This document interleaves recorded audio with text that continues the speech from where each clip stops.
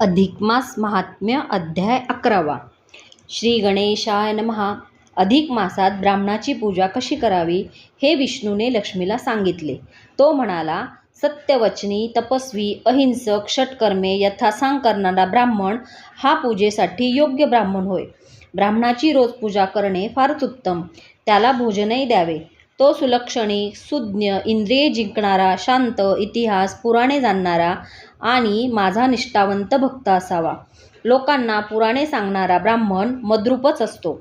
तसेच जेथे अधिक मासाची कथा चालते तेथे तुलसीसह मी आणि सर्व तीर्थे असतात. सत्य आणि तपाचरणी मनाने संतुष्ट दान घेण्यास उत्सुक नसणारा असा ब्राह्मण असावा.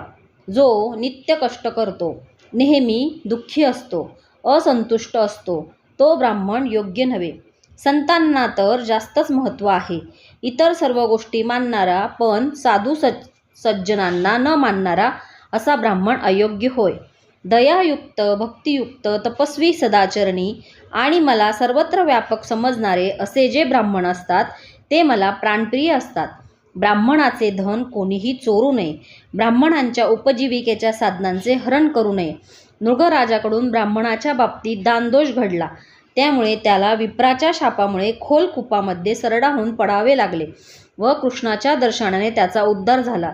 ही सर्व कथा विष्णूने लक्ष्मीला सांगितली आणि विप्राचा प्रताप कसा असतो ते सांगून तो म्हणाला, अधिक मासात विशेषतः सत्पात्र ब्राह्मणाची पूजा करावी. ह्या बाबतीत विष्णूने ब्राह्मणांचे महात्म्य अनेक प्रकारे सांगितले.